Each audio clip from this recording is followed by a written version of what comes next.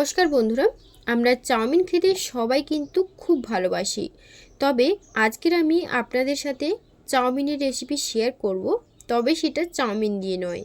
আজকের আমি যেই রেসিপিটা শেয়ার করব সেটা হচ্ছে বাসি রুটি দিয়ে। খেতে কিন্তু দুর্দান্ত স্বাদ হয়।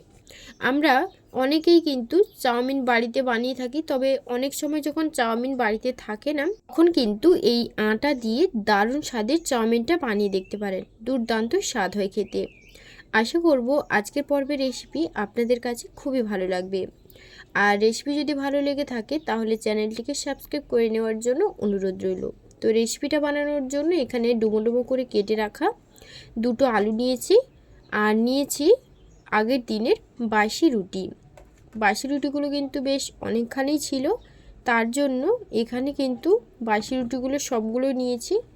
প্রায় এখানে আছে 8 থেকে 9টা মতন রুটি। এই রুটিগুলো ফেলে না দিয়ে এইভাবে একবার বানিয়ে দেখবেন, দারুণ লাগে খেতে। তো এখন আমি এই রুটিটা 2 পিস করে নিয়ে প্রথমে রোলের আকারে একদম ফাইন করে কেটে নেব। তো রোলের আকারে শেপ করে নিয়েছি। এবার ছুরি দিয়ে যতটা সম্ভব সরু করে কাটা যায়, মানে ফাইন করে কাটা যায়, ঠিক ততটাই কিন্তু সরু করে কেটে নিতে হবে। আপনারা যদি ছুরি দিয়ে না কাটতে চান সেক্ষেত্রে কাঁচি দিয়েও কিন্তু একদম ফাইন করে কেটে নেবেন। তো দেখুন পরপর করে কিন্তু কেটে নিচ্ছি। আপনারা চাইলে একটা একটা রুটি রোল শেপ করে নিয়ে কাটতে পারেন। আমি এখানে দুটো রুটি শেপ করে কেটে নিচ্ছি। তো এই যে দেখুন বন্ধুরা, আমার কিন্তু রুটিগুলো কাটা হয়ে গেছে।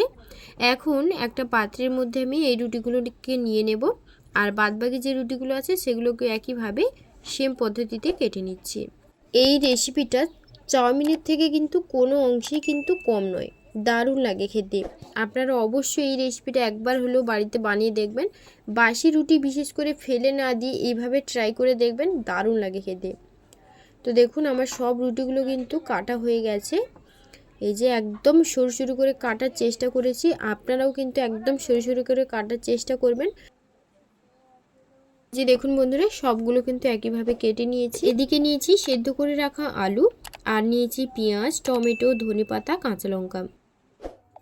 আর সবজির মধ্যে এখানে নিয়েছি ক্যাপসিকাম, একদম লম্বা লম্বা করে কেটে রেখেছিলাম, আর নিয়েছি বিনস, আর তারপর আছে কড়াইশুঁটি, আর আছে গাজর।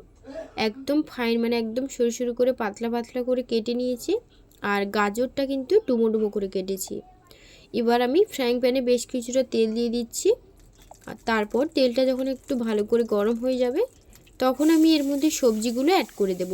সব সবজিগুলো একেবারেই দিয়ে দিলাম, দিয়ে সবজিটাকে লবণ আর হলুদ দিয়ে খুব ভালো করে ভেজে নেব। তো এই যে দেখুন সব সবজিগুলো দিয়ে দিলাম। সবজিটা দেওয়া হয়ে গেলে এর মধ্যে দিয়ে দেব পরিমাণ মতো লবণ, আর তারপর দিয়ে দিচ্ছি হলুদের গুঁড়ো।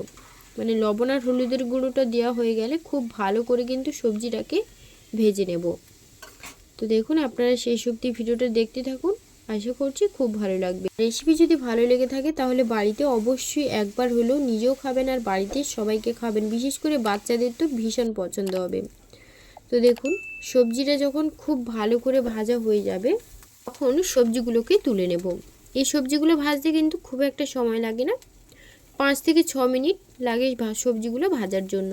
দেখুন সবজিগুলো একদম লাল লাল করে ভাজা হয়ে গেছে, আর একদম ভালোভাবে কিন্তু সেদ্ধও হয়ে গেছে। আর এই সবজির মধ্যে আমি আলুটাও দিয়েছিলাম, দিয়ে খুব ভালো করে ভেজেও নিয়েছিলাম। তারপর ফ্রাইং প্যানে বেশ কিছুটা আবার একটু তেল দিয়ে দিলাম। দেওয়ার পর দিয়ে দিচ্ছি দুটো মিডিয়াম সাইজের পেঁয়াজ কুচি, একদম পাতলা করে কেটে রেখেছিলাম। পেঁয়াজটা একদম ভালো করে ভেজে নিতে হবে, মানে লাল লাল করে পেঁয়াজটাকে ভালো করে ভেজে নিতে হবে। তো দেখুন পেঁয়াজটা একদম লাল লাল করে নাড়াচাড়া করে ভেজে নিচ্ছি 2 মিনিটের মতন। পেঁয়াজটা যখন একটু ভালো করে নাড়াচাড়া করে ভাজা হয়ে আসবে তখন এক সাইডে পেঁয়াজটা এক সাইডে রেখে দিয়ে এর মধ্যে দিয়ে দেবো রসুন কুচি। 5 থেকে 6টা একদম ছোট ছোট করে কেটে রেখেছিলাম গোল গোল করে রসুনের কোয়াগুলো দিয়ে দিলাম। দিয়ে রসুনটাকে ভালো করে ভেজে নেব, লাল লাল করে রসুনটাকে ভেজে নেব। তারপর দিয়ে দেব কেটে রাখা টমেটো, একটা মিডিয়াম সাইজের টমেটো ডুমো ডুমো করে কেটে রেখেছিলাম, সেটাও দিয়ে দিলাম। তারপর দিয়ে দিচ্ছি 7 থেকে 8টা কাঁচা লঙ্কা। ঝালের পরিমাণটা এখানে একটু বেশি দেওয়ার চেষ্টা করেছি, কারণ ঝাল ঝালের এই রেসিপিটা বেশি ভালো লাগে। তবে আপনারা ঝালের পরিমাণটা বুঝে দেবেন। আর যেহেতু এখানে আমার রুটির পরিমাণটা একটু বেশি আছে, তার জন্য একটু ঝালের পরিমাণটা বেশি দিয়েছি। আপনারা অবশ্যই যে যার স্বাদ অনুযায়ী এখানে ঝালটা অ্যাড করবেন। তো দেখুন সব কিছু টমেটো, পেঁয়াজ, কাঁচা লঙ্কা একসাথে ভালো করে ভেজে নেওয়া হয়ে গেলে দুটো ডিম ফাটিয়ে এর মধ্যে দিয়ে দেব। পেঁয়াজটা এক সাইডে করে দিয়ে দুটো ডিম ফাটিয়ে এর মধ্যে দিয়ে দিচ্ছি। দিয়ে সামান্য লবণ দিয়ে ডিমটাকে হালকা ভেজে নেব। তো এই যে দেখুন দুটো ডিম দিয়ে দিলাম। দেওয়ার পর সামান্য এর মধ্যে লবণ দিয়ে দেব। লবণটা দেওয়ার পর আবারও খুব ভালো করে ডিমটাকে ভেজে নেব। তো দেখুন এই যে ঠিক এইভাবে ডিমটাকে ভালো করে ভেজে নিচ্ছি। বন্ধুরা দেখুন ডিমটা ভালো করে ভাজা হয়ে গেছে। এবার আমি টমেটো, পেঁয়াজ আর কাঁচা লঙ্কার সাথে একসাথে খুব ভালো করে মিশিয়ে নেব। মিশিয়ে নিয়ে 2 মিনিটের মতো একটু ভালো করে হালকা ভাজা ভাজা করে নেব। তো এই যে দেখুন টমেটো আর কাঁচা লঙ্কা আর পেঁয়াজের সাথে ভালো করে ডিমটাকে মিশিয়ে নিয়েছি। এবার আমি এর মধ্যে দিয়ে দেব ম্যাগি মশলা। এক্সট্রা যে 5 টাকার এক্সট্রা যে ম্যাগি মশলাটা পাওয়া যায় সেইটা এর মধ্যে দিয়ে দিলাম, পুরোটাই দিয়ে দিলাম। এইটা দিলে কিন্তু এই রান্নাটা খেতে ভালো লাগে। তো এই যে দেখুন আপনারা এখানে চাইলে পাস্তার মশলাও কিংবা চাউমিনের মশলাও অ্যাড করতে পারেন। তো ম্যাগি মশলাটা দিয়ে দিয়েছি। দেওয়ার পর আবারও একটু ভালো করে নাড়াচাড়া করে নিই। তারপর আমি এর মধ্যে ভেজে রাখা সবজিগুলো, সব সবজিগুলো দিয়ে দিচ্ছি। তো এই যে দেখুন সবজিগুলো দিয়ে দিলাম। আর বন্ধুরা এটা যেহেতু আটার রুটি, তার জন্য এখানে একটু সবজির পরিমাণটা আমি একটু বেশি দিয়েছি। কারণ সবজির পরিমাণটা একটু বেশি দিলে এই রান্নাটা খেতে ভালো লাগে। আপনারা যে যেমন সবজি খেতে পছন্দ করেন সেইভাবে দেবেন। সবজিটা ভালো করে ডিমের সাথে মিশিয়ে নেওয়ার পর লবণ আর টমেটো সস দিয়ে দিলাম। 2 চামচের মতন টমেটো কেচাপ দিলাম। দিয়ে আবারও সব কিছু খুব ভালো করে মিশিয়ে নেব।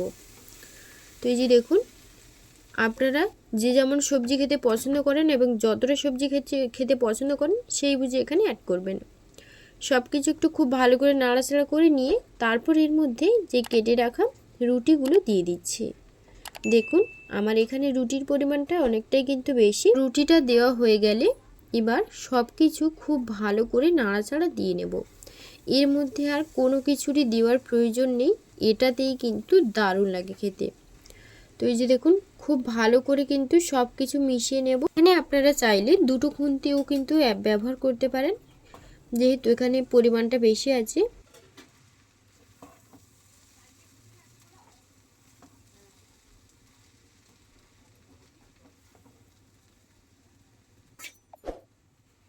এই যে বন্ধুরা দেখুন খুব ভালো করে সব কিছু মিশিয়ে নিয়েছি। আর এটা খুব ভালো করে মিশিয়ে নেওয়ার পর 5 থেকে 6 মিনিট একদম মিডিয়াম ফ্লেমে খুব ভালো করে কিন্তু মিশিয়ে নিতে হবে। আর এটাতে কিন্তু একটু তেলের পরিমাণটা বেশি লাগে, তাহলে কিন্তু এটা খেতে ভালো লাগে। আর তেলের পরিমাণটার সাথে সাথে টমেটো সসের পরিমাণটাও কিন্তু একটু বেশি দিতে হবে, তাহলে এটা ভালো লাগবে। তো তারপর ওপর দিয়ে একটু ধনেপাতা কুচি দিয়ে আবারও সব কিছু মিশিয়ে নিয়ে 5 থেকে 6 মিনিট একদম মিডিয়াম ফ্লেমে ভালো করে নাড়াচাড়া দিয়ে নেব। তো তাহলেই তৈরি হয়ে যাবে আমাদের চাউমিন ছাড়া বাসি রুটির চাউমিন। এই রেসিপিটা দারুণ লাগে খেতে। আপনারা অবশ্যই একবার হলেও এই রেসিপিটা বাড়িতে বানিয়ে দেখবেন, খুব ভালো হয় খেতে। সো বন্ধুরা আজকের রেসিপি আপনাদের কাছে কেমন লাগলো আমাকে কিন্তু অবশ্যই একটা হলেও কমেন্টে জানাবেন, এবং বাড়িতে বানালে সেটাও কিন্তু কমেন্টে জানাবেন যে খেয়ে আপনাদের কেমন লাগলো। আর আজকের ভিডিও যদি আপনার উপকারে আসে তাহলে লাইক ও চ্যানেলটিকে সাবস্ক্রাইব করে রাখার জন্য অনুরোধ রইল, এবং বন্ধুদের সাথে শেয়ার করতে কিন্তু আপনারা একদমই ভুলবেন না। আর পরবর্তী ভিডিও আপনারা কি দেখতে চান সেটাও কিন্তু কমেন্টে জানাতে পারেন। সবাই খুব ভালো থাকবেন, সুস্থ থাকবেন। তাহলে আজকের মতো ভিডিওটা এই পর্যন্ত। সবাইকে ধন্যবাদ জানিয়ে আজকের ভিডিওটি এই পর্যন্ত। ধন্যবাদ।